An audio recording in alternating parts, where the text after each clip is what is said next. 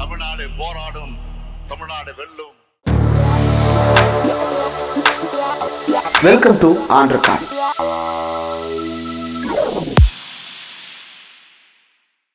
Welcome to on record. இன்றைக்கு நம்மோடு நேர்காணலுக்காக சிறப்பு விருந்தினராக திராவிட முன்னேற்ற கழகத்திலிருந்து செய்தி தொடர்பாளர், எழுத்தாளர், பேச்சாளர் திரு ராஜா தமிழ்மாறன் அவர்கள் இணைந்திருக்கிறார். அவரோடு பேசலாம். வணக்கம் தொடர். தொடர்ந்து தேர்தல் பிரச்சார களத்தில் அதிமுகவும் தாவேக்காவும் திமுகவும் கடுமையான விமர்சனங்களை முன் வச்சுட்டு இருக்கிறாங்க. எடப்பாடி பழனிசாமி இடையில கோவில்பட்டியில் பேசும்போது கூட பழனி கோவில் காசு எடுத்து பழனி கோவில் கல்லூரிக்கு செலவு பண்ணுறாங்க அப்படின்னு சில விஷயங்கள் பேசுகிறார். இந்த பக்கம் தாவேக்கா நடிகர் விஜய் நீங்கள் கொஞ்சம் சூதானமாக இருந்திருந்தால் தமிழ்நாட்டில் கேஸ் தட்டுப்பாட்டை தவிர்த்திருக்கலாம் அப்படின்னு ஒரு புதுமையான தீர்வை முன் வச்சு பேசுகிறாங்க. இதை எப்படி பார்க்குறீங்க? அதிமுக இப்போ பாரதிய ஜனதாவோட கூட்டணி சேர்ந்துச்சோ, மோடியுடைய பாணியை அப்படியே பழனிசாமியை பின்பற்ற ஆரம்பிச்சிட்டாரு. ஏன்னா மோடிக்கு மூலதனமே பொய்யும் பித்தலாட்டமும் தான். அதே விஷயத்தை இப்போ அவர் கையில் எடுத்திருக்காரு. இது நிறைய நிகழ்வுகளில் நம்ம ஒத்து போகிறத நம்ம பார்க்க முடியும். போகிற போக்கில் ஒரு பொய்யை சொல்லிட்டு போயிடுவாங்க. அவங்க மத ரீதியாக அந்த பொய்களை பரப்புரை செய்வாங்க. இங்கே இவர் எந்த ஆதாரமும் இல்லாமல் ஒருமையில் பேசுகிறது, செய்த திட்டங்கள் எல்லாத்தையும் பொய்ன்னு சொல்கிறது, ஆதாரம் இல்லாமல் பொத்தாம் பொதுவாக நிறைய விஷயங்களை இவர் பேசிக்கிட்டு போயிட்டே இருக்கார். மக்கள்லாம் அதை நம்புறதுக்கு தயாராக இல்லை. நீங்கள் ஒருமையில் பேசுகிறத சொல்கிறீங்க, ஆனால் துணை முதலமைச்சர் உதயநிதி ஸ்டாலின் முரட்டு அடிமைன்னு கடுமையாக பேசியிருக்கிறாரு. அது ஒருமை இல்லையே, உண்மைதானே அது. அதில் ஏதாவது சந்தேகம் இருக்கா உங்களுக்கு? அவர் நடந்துக்கிட்ட விதம் அப்படி இருக்குது. இப்போ நம்ம முதலமைச்சர் கேட்குறாருல்ல, டெல்லியின் ஆளுகைக்கு தமிழ்நாடு என்றும் அடிபணியாது, எந்த ஷாவும் தமிழ்நாட்டை ஆள முடியாது. இது தமிழனுடைய வீர அடையாளம். பாரதிய ஜனதா தான் ஆட்சியை காப்பாற்றுச்சு, 4 வருஷம் நடத்துறதுக்கு உதவியாக இருந்துச்சுன்னு சொல்கிறது அடிமைத்தனம் இல்லாமல் என்ன? கொண்டு போய் இன்றைக்கி 7.5% கொடுத்தோம்னு ஒரு பொய் பித்தலாட்டத்தை பரப்பிட்டு உட்காந்துருக்காங்களே.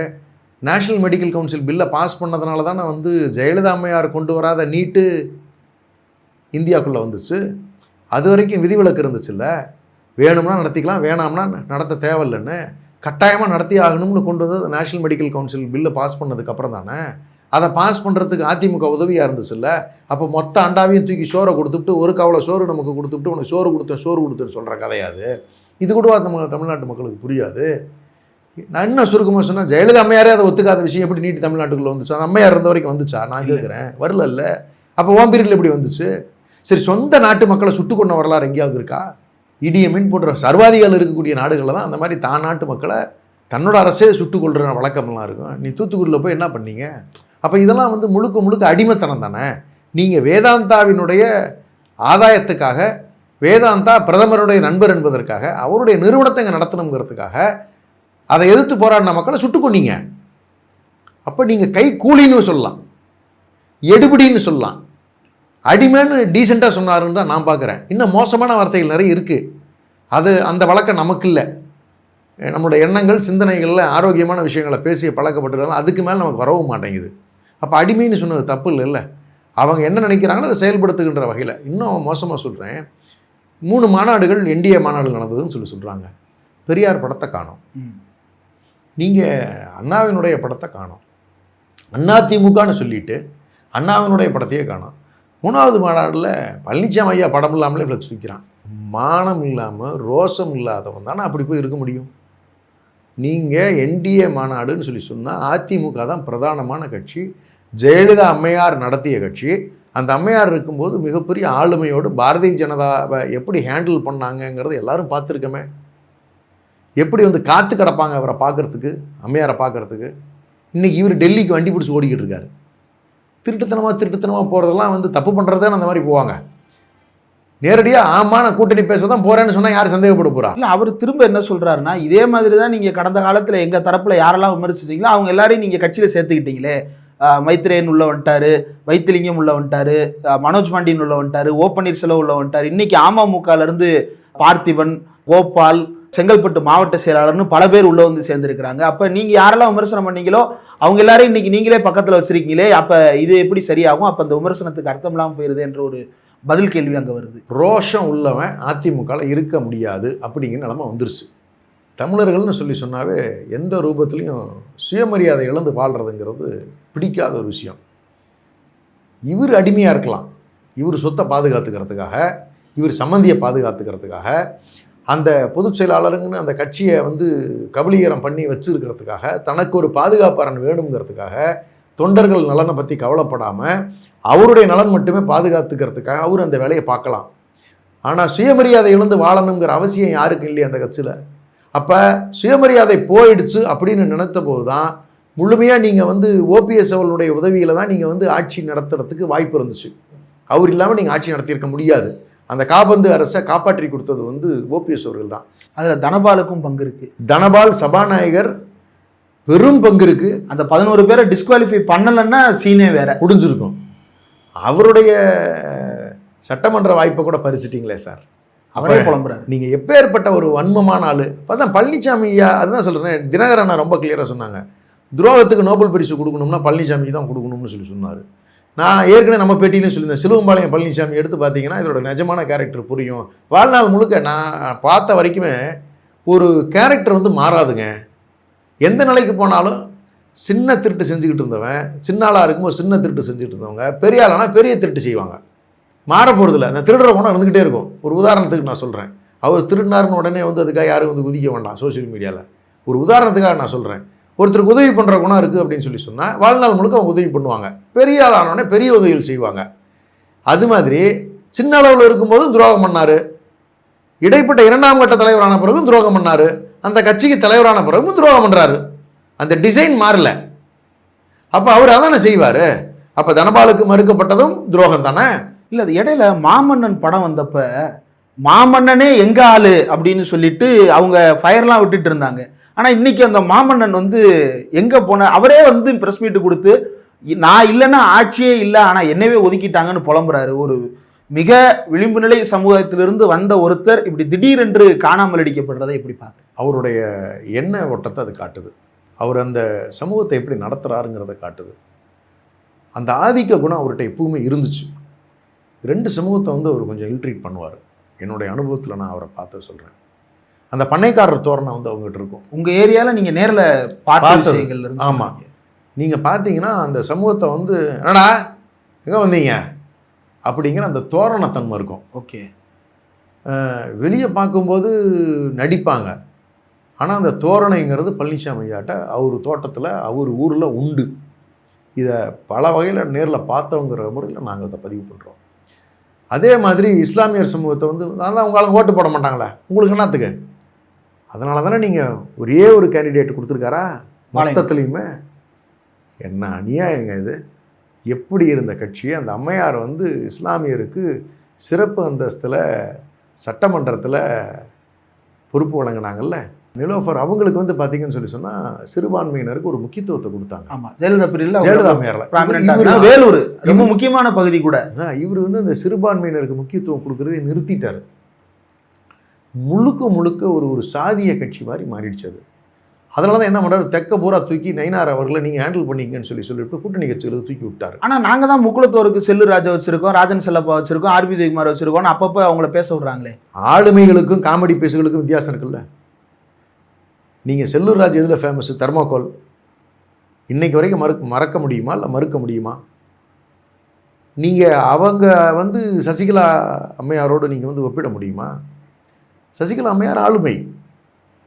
அந்த சமூகத்தை பெரிய அளவில் அங்கீகாரப்படுத்தி ஒரு அரணா நின்று பல்வேறு நபர்களை உருவாக்கி கொடுத்த வரலாறு அந்த அம்மையாருக்கு உண்டு. ஒரு கட்டத்தில் அதிமுக முக்குளத்தோர் கட்சின்னு சொல்கிற அளவுக்கு அவ்வளோ பேருக்கு அங்கே ப்ராமினன்ஸ். அங்கே அந்த ப்ராமினன்ஸும் ஜெயலலிதா அம்மையார் இங்கே கவுண்டர் சமூகத்தை தூக்கி பிடிக்கிறதும், சிறுபான்மை சமூகங்களை அந்த அம்மையார் தூக்கி பிடிச்சதும், அதே மாதிரி இருக்கக்கூடிய பிற்படுத்தப்பட்ட சமூகத்தினர் எல்லாத்தையும் அந்த அம்மா நேரடி தொடர்பில் வச்சு அவங்களுக்குரிய முக்கியத்துவத்தை கொடுத்து தனபால்லாம் சபாநாயகர் ஆனாங்க. அப்போ அந்த அம்மையாருடைய அணுகுமுறை எப்படி இருந்ததுன்னா எல்லார்கிட்டையும் பேலன்ஸ்டாக இருந்துச்சு. அதுதான் லீடர்ஷிப் குவாலிட்டி. அதனால தான் அந்த அம்மையார் ஆளுமைன்னு நம்ம திரும்ப நம்ம சொல்லிக்கிட்டே வரோம். பிஜேபி எங்கே வைக்கணுமோ அங்கே வச்சுச்சு. ஆனால் இவர்கிட்ட அது மாதிரி எந்த குணாதிசயமே இல்லையே. நான் கேட்குறேன், இப்போ அந்த 4 மேஜர் செக்டர் எடுத்துக்குவோம். நீங்கள் முக்குளத்தோர் எந்த ரூபத்தில் நீங்கள் ஏற்றுக்க தயாராக இல்லை. எல்லாரையும் காலி பண்ணீங்க. நீங்கள் ஓபிஎஸ்ஸை காலி பண்ணது கூட அந்த சமூகத்தினுடைய அடையாளமாக முன்னாள் முதல்வராக ஒருத்தர் தான் கூட வச்சுக்கக்கூடாது முடிவு பண்ணீங்க. சசிகலா அம்மையாரை வேலைக்காரின்னு சொல்லி நீங்கள் நகர்த்துனீங்க. அந்த அம்மையார் சொன்னிச்சு, நான் ஊருக்கு இங்கே கூட்டிகிட்டு வந்திருந்தாங்கன்னா எனக்கு விஷம் கொடுத்தே கொண்டிருப்பாங்க அப்படிங்கிற லெவலுக்கு அந்த அம்மா பேசுனாங்க. நீங்கள் டிடிவி தினகரன் அவர்களை நீங்கள் காலி பண்ணீங்க. அப்போ அந்த சமூகத்தினுடைய மொத்த அடையாளத்தையும் காலி பண்ணுவதற்கான வேலைகளை நீங்கள் பார்த்தீங்க. டம்மி பீஸாக காமெடி பீஸாக இருக்கக்கூடியவர்களை மட்டும் கூட வச்சுக்கிட்டு சமுதாயத்தினுடைய ரெப்ரசன்டேஷன் சொன்னால் அந்த சமுதாயம் ஏற்றுக்குமா என்ன?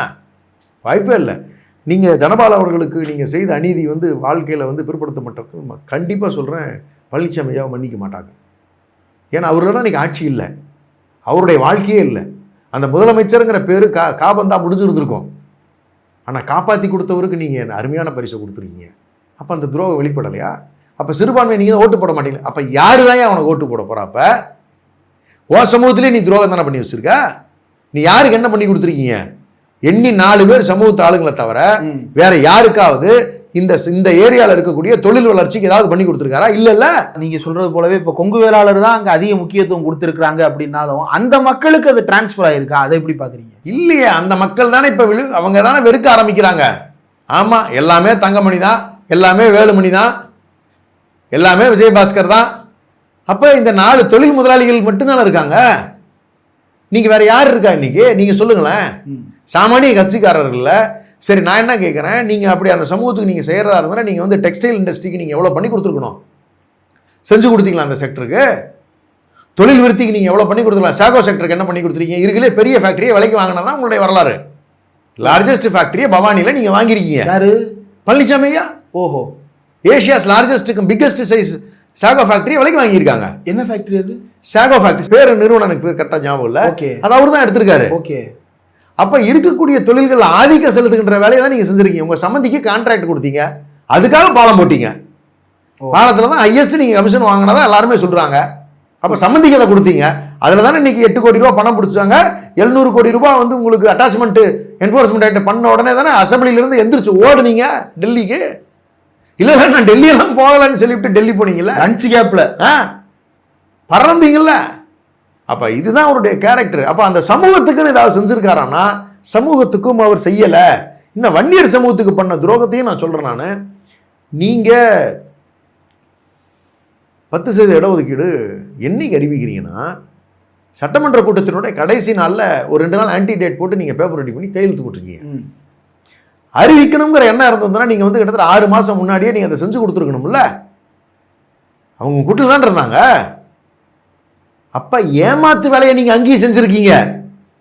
சட்ட ரீதி அதை அமல்படுத்துவதற்கு சட்ட சிக்கல் இருக்கு, அது உங்களுக்கு தெரியும். ஆனா சட்டமன்றத்தில் செஞ்சு கொடுத்ததா ஒரு பில்லை பாஸ் பண்றதுக்கான வேலையை மட்டும் செஞ்சுக்கிட்டீங்க. அப்ப அந்த சமூகத்தையும் நீங்க ஏமாத்திருக்கீங்களா? அதுக்கு இன்னைக்கு அன்புமணி ராமதாஸ் அவர்கள் ஒத்து ஊத்துறதுனால அது வெளியே தெரியல. ஏன்னா அவருக்கு நிர்பந்தம் பாரதிய ஜனதால இருந்து இவர் கூட இருந்தா வேண்டிய கட்டாயம் இருக்கு, அதனால அதை வெளியே சொல்லாம இருக்காரு. இல்லைனா அன்புமணி ராமதாஸ் அவர்கள் எவ்வளவு கீழ்த்தரமா பழனிசாமி அவர்களை பேசியிருக்காரு. அந்த டயர்லாம் மறக்க முடியாது. டயர் நக்கி ஆகட்டும், இல்லை நான் அதை விட என்ன சொல்றேன், மோசமா ஒரு பஞ்சாயத்து தலைவருக்கு கூட லாய்க்கு இல்லாதவர்கள் பேசினாரு. அப்ப எப்படி அவர் மதிச்சாரு? ஏன் இப்ப பாருங்களேன், கூட்டணிக்கு கூட இவங்க யாருமே பழனிசாமி ஐயாட்ட உட்காந்து பேசல. எல்லாரும் டெல்லியில பேசிக்கிறாங்க. ஏன்னா அவங்களுக்கு நிர்பந்தம், வழக்குகளை காம்ப்ரமைஸ் பண்ணிக்கணும்னா. இப்ப எல்லாருமே அந்த கூட்டணி எப்படி ஆயிடுச்சுன்னா, இப்ப இன்ஃபேக்ட் கடைசியாக இருக்கிற இந்த விஜய் மேலே இருக்கக்கூட அந்த சிபிஐ வழக்கு நான் சார்ஜ் ஷீட் ஃபைல் ஆகலை, நான் கோர்ட்டுக்கு கேஸ் வரல, விசாரணை நிலையில் இருக்குது. கோர்ட் என்னென்னமோ ஆர்டர்லாம் போட்டுச்சு, எத்தனையோ நாளைக்குள்ள நீங்கள் முடிக்கணும், இது நாங்கள் மேற்பார்வையிடுவோம், நீங்கள் தமிழ்நாட்டில் இருக்கிற இதெல்லாம் நீங்கள் வித்ட்ரா பண்ணீங்க, எஸ்ஐடி எல்லாம் இனி எல்லாமே டெல்லி பார்த்துக்கோம்னாங்க. அந்த ப்ரொசீஜர்ஸ் சொன்னாங்கல்ல, அது மாதிரி ஏதாவது ஒன்று நடந்திருக்கா சார்? அந்த நீதிபதி பீரியாடிக்கல் மெயின்டெனன்ஸ், அதான் மேட்ரு இருப்பேன். அப்போ சிபிஐ மொத்தமாக அதில் கையில் எடுத்துச்சு. சிபிஐ யாருக்கிட்ட இருக்குது? அமித்ஷாட் இருக்கு, உள்துறை அமைச்சர்கிட்ட. அப்போ அவர் சொல்கிற நிர்பந்தத்துக்கு அவர் செயல்படணும். இன்னைக்கு திருச்சியில் அவர் வேட்புமனு தாக்கல் பண்ணுறதுக்கு போனார். ஒரு லிஸ்ட்டை பார்த்து படிக்கிறாரு. அது பிஜேபி ஹெட் குவார்ட்டர்ஸ்லேருந்து அந்த ஃபேக்ஸுங்கிறது எத்தனை பேருக்கு தெரியும், மெயிலுங்கிறது எத்தனை பேருக்கு தெரியும்? நோக்கம் என்ன? உங்களுக்கு இஸ்லாமியர்களுடைய வாக்குகளை பிரிக்க இயலாதுங்கிற முடிவுக்கு வந்தாச்சு சிறுபான்மையில். திமுகவினுடைய வாக்கு வங்கி எப்படியாவது குறைக்கணும், அதான் நோக்கம். திமுகவை எப்பவுமே தீய சக்தின்னு சொல்லிக்கிட்டே இருக்கணும். யார் இதை சொல்றது? சித்தாந்த ரீதியாக ஆரியர்களை எதிர்க்கக்கூடியது திராவிட முன்னேற்ற கழகம் மட்டும்தான். நம்மளுடைய சித்தாந்தம் சமூக நீதியை பரப்புகின்றது, இதைத்தான் போதிக்கிறது. எல்லோருக்கும் எல்லாம் கிடைக்கணும்னு சொல்றோம். இதை போய் ஒருத்தன் தீய சக்தின்னு சொல்றானா அவன் பிஜேபியினுடைய கைகூலியெல்லாம் வேற யாரா இருக்க முடியும்? இல்ல அவரால சிறுபான்மை வாக்கு பிரிக்க முடியுமா? அதுல அவர் ஏற்படுத்துற டென்ட் யாருக்கு? முயற்சி செய்யறாரு, ஆனா அது நடக்க போறது இல்ல. நீங்க விஜய் சந்திரசேகர்னு இருந்தவர் நீங்க திடீர்னு ஜோசப் விஜய் ஏன் சொல்றீங்க? இல்ல ரொம்ப அதிர்ச்சியா தான் இருந்துச்சு. அவர் இதுல எல்லாம் வந்து திண்ணீர்லாம் பூசிட்டு வந்துட்டு இருந்தாரு. அப்ப நான் ஒரு டிபேட்ல ஜோசப் விஜயன் சொன்னதுக்கு எல்லா பேரும் எப்படி நீ அவரை கிறிஸ்டின் என்று சொல்லலாம், அவர் ஒரு பொதுத் தலைவர்னு என்னை பிடிச்சு பாஞ்சாங்க. இப்ப அவர் வேற மாதிரி மாத்திட்டாரு. நோக்கம் ஒண்ணுதான். அவரு ஆதவ அர்ஜுனா ஒரு செக்டர், அந்த காலேஜ்காரன் சத்யபாமாவா, இவங்க பசங்களா பிள்ளைங்களை சந்தோஷமா பாத்துக்குங்க, பொண்ணுங்களா பசங்களை டபுள் சந்தோஷமா பாத்துக்குங்க, அந்த கேரக்டரு. இப்படி அந்த சமூகத்தில் இருக்கிற பணம் வச்சிருக்கக்கூடிய பெரும் பங்களிப்பாளர்கள். நீங்க மார்ட்டின் எடுத்துக்கோங்க, அவங்களுடைய பங்களிப்பு இருக்கு. நடிக்கலாம், அவங்க பையன் வந்து கட்சி ஆரம்பிச்சு சண்டை போடுற மாதிரி 3 பேரும் 3 கட்சியில் இருந்துக்கிட்டு ஊரை ஏமாத்துற வேலையெல்லாம் வேணாம். எல்லா வண்டவாளமும் எல்லாருக்கும் தெரியும். இந்த நடிப்பெல்லாம் வேற எங்கேயாவது வச்சுக்க சொல்லுங்க. தமிழர்கள் விவரமானவர்கள். நீங்கள் இல்லைன்னா எதுக்கு இந்த அனுமதியை நீங்கள் கொடுக்க போறீங்க? அப்போ ஒரு சின்ன செக்டர் என்ன பண்ணுறாங்கன்னா, பிஜேபி கிட்ட மார்ட்டினுடைய சொத்துக்கள் பெருமளவு என்ஃபோர்ஸ்மெண்ட் டைரக்டரேட்டில் அட்டாச்மெண்ட்டில் இருக்குது. அந்த சொத்துக்களை ரிலீஸ் பண்ணணும்னா ஆதவ அர்ஜுனா இந்த ரோல் ப்ளே பண்ணி தான் ஆகணும். இவன் தானே கூட்டு போய் சிபிஐ கேஸில் சிக்க விடுறான் விஜய. இல்லைன்னா சிபிஐல என்னத்துக்கு போய் கேஸ் இன்னைக்கு மாட்டுது? அது விஜய்க்கு இன்னும் புரியுதா புரியலையான்னு எனக்கு தெரியல. முழிச்சு தெளிவாக இருந்துட்டாருன்னா தெளிவடைகிறதுக்கு வாய்ப்பு இல்லை. ஒரு மாய தோற்றத்தில் ஒரு ஒரு ஒரு ஒரு என்ன சொல்லணும்னு சொன்னால் ஒரு மயக்கத்திலேயே அவர் வச்சுருக்காங்க. அதுக்கு மேலே ஏதாவது சொன்னோன்னா தப்பாக போயிடும். ஏதோ ஒரு மயக்கம், அதுலேயே வராரு, அதுலேயே கிளம்பிடுறாரு. அதை செஞ்சது யார்? ஆதவ அர்ஜுனா தான் கொண்டு போய் சிக்க வச்சாங்க. இவனுக்கு என்ன மோட்டிவ்னா, இவங்க சொத்துக்களை மீட்டணும், குடும்பத்துக்கு இவன் பெரிய தியாகி ஆயிட்டான். யாரு? ஆதவ அர்ஜுனா. அப்போ இதுதான் நடக்குது.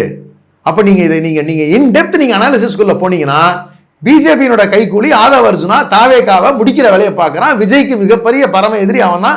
அவன் சொல்றது அங்கே எடுபடுது, வேற வழி கிடையாது. டெல்லியில் போகும்போது சிபிஐல உட்காந்து என்ன விசாரணை நடந்திருக்குன்னு நினைக்கிறீங்களா? இங்கே பாரு, உனக்கு ரோல் இதுதான், உன்னால் முடிஞ்சது, உன் கேஸில் உன்னை காப்பாற்றி வரோம், படம் ரிலீஸ்லாம் அப்புறம் பார்த்துக்கலாம். சிறுபான்மையர் வாக்குகளை திமுக விட்டு நீ பிரிக்கணும். இளைஞர்கள் திமுக பக்கம் போகக்கூடாது.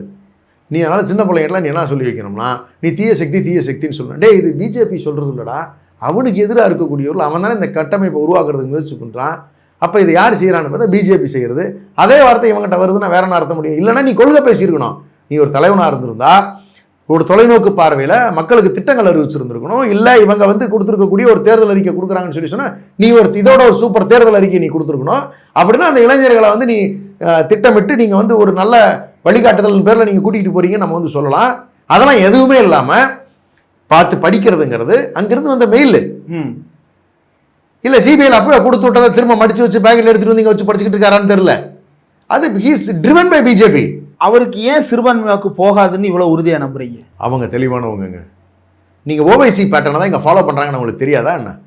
சரி, ஹைதராபாத்தில் இருக்கிறார் ஓவைசி. பீகாரில் போய் எலெக்ஷன் கண்டெஸ்ட் பண்ண சொல்கிறாங்க இஸ்லாமியர்கள் வாக்குகளை பிரிக்கிறதுக்காக. முறையாக அந்த இஸ்லாமியர்களுடைய வாக்குகள் மொத்தமாக தேஜஸ்வி யாதவுக்கு போயிருந்தா பிஜேபி அங்கே முடிஞ்சு போயிருக்கும். நிதிஷ்குமார் ஜெயிச்சிருக்க மாட்டார், பிஜேபி கூட்டணி ஜெயிச்சிருக்காது. உண்மைதானே? ஓவைசி பிரித்ததுனால மட்டும்தானே வந்து அங்கே தோற்பதற்கான சூழல் ஏற்பட்டுச்சு தேஜஸ்வி யாதவுக்கு. இன்னைக்கு என்ன நடந்துச்சு? நிதிஷ்குமாரை தூக்கி போட்டு பிஜேபி ஆட்சி அமைச்சிருச்சு. அப்போ இப்போயும் அவங்களோட அஜெண்டா என்னன்னு கேட்டிங்கன்னா, நீங்கள் இப்படி ஓட்டுக்களை, கிறிஸ்துவர்களுடைய ஓட்டுகளை பிரிக்கிறதுனால திமுக பலவீனம் அடையும், இதனால் இவங்க கொஞ்சம் சீட்டு ஜெயிப்பாங்க, அதிமுக கொஞ்சம் சீட்டு ஜெயிக்கும், பிஜேபி கொஞ்சம் சீட்டு ஜெயிக்கும், கூட்டணி ஆட்சி அமைக்கிறதுக்கான ஒரு முயற்சி ஏற்படுத்துவாங்க. அந்த முயற்சிக்கு பிறகு பாஜக பழனிசாமியை தூக்கி போட்டு முதலமைச்சர் சீட்டில் வந்து உட்கார்ந்துக்குச்சுன்னா தமிழ்நாட்டை மறைமுகமாக ஆளுவதற்கான ஒரு முயற்சியா இதுதான் அவங்களுடைய normal standard pattern in all the states history. அப்ப அந்த அடிப்படையில தான் அதவாலே தமிழ்நாட்டுக்கு வந்து என்டிஏ கூட்டணியில விஜய் பிறகு சேருவாருன்னு சொல்றாரு. அதே தான் மேட்ரு. பழனிசாமி ஐயா வந்ததுக்கு அப்புறம் தான் வந்து பிஜேபிக்கு முழுமையா ரோடு போட்டு உள்ள விட்டுருக்காரு. ஆனா பப்ளிக் அதை ஏத்துக்கவே இல்லை. அதிமுக சீரழிஞ்சு போயிருக்கு அப்படின்னு சொன்னா அது காரணம் வந்து அவர் பிஜேபி கூட சேர்ந்ததுல இருந்தா அவருக்கு சரிவே. நீங்க அதான் சொல்றேன், உச்சகட்டமா நான் ஒன்று சொல்றேன் பார்த்துக்கோங்க. இந்த முறை அதிமுக தொண்டர்கள் சொல்லுகின்ற ஒரு விஷயம் என்னன்னா, தாமரை எங்க நின்னாலுங்க அதிமுக காரன் ஓட்டு போட போறதுல கடுமையான தோல்வியை அவங்களுக்கு கொடுக்க போறான். சபதம் எடுத்து வச்சிருக்கானுங்க அதிமுக காரங்க. ஆனா எங்க கட்சிக்கு நண்பர்கள் இருக்காங்க, அவங்க சொல்றாங்க எங்கள் கட்சி வீணாக போனது காரணமே பிஜேபி தான் பிரதர். இத்தனையும் கட்சியை உடச்சுட்டு இன்னைக்கு கூட்டு வந்து வச்சு இந்த பழனிசாமிங்கிற ஒரு ஆளை வச்சுக்கிட்டு நாங்களாம் நான் பழனிசாமியை நம்பியா வந்தோம்? ஜெயலலிதா அம்மையார் நம்பி இருந்தவங்க தான் கட்சியில் இருக்கிறவங்க. பார்த்துக்கலாங்க 2ல் 1. எங்களால் கட்சி மாற முடியாது. ஆனால் இந்த தடவை பிஜேபிக்கு நாங்கள் கொடுக்குற அடி இருக்குது பார்த்தீங்களா, பிஜேபி தமிழ்நாட்டுக்குள்ளே திரும்ப நினைச்சே பார்க்காது. அதிமுக விட்டுட்டு வெளியே ஓடுதா இல்லையான்னு பாருங்க. சேலஞ்ச் பண்ணி சொல்கிறாங்க. உண்மையாலுமே நான் வரவேற்கிறேன். ஒன்று, அந்த அதிமுக விட்டு வெளியே வந்து திமுகவில் சுயமரியாதையோட வாழ்றதுக்கு முடிவு பண்ணிட்டான். அங்கே இருக்கிற மீதி பேர் என்ன முடிவு பண்ணிட்டான்னா பிஜேபி இந்த அடிச்சு விரட்டுறதுன்னு முடிவு பண்ணிட்டான். மொத்தத்தில் பிஜேபி தமிழ்நாட்டில் இனிமே வந்து எந்த ரூபத்திலையும் யார் கூடவும் கூட்டணி வச்சுக்கிட்டா சீரழிவு தான் அப்படிங்கிறத இந்த தேர்தல் நிரூபித்து காட்ட போகுது. நிறைய விஷயங்கள் பகிர்ந்துட்டீங்க. இவ்வளவு நேரம் ஒதுக்கி இந்த நேர்காணத்தில் வந்து இருக்கு. நன்றி தோழர்.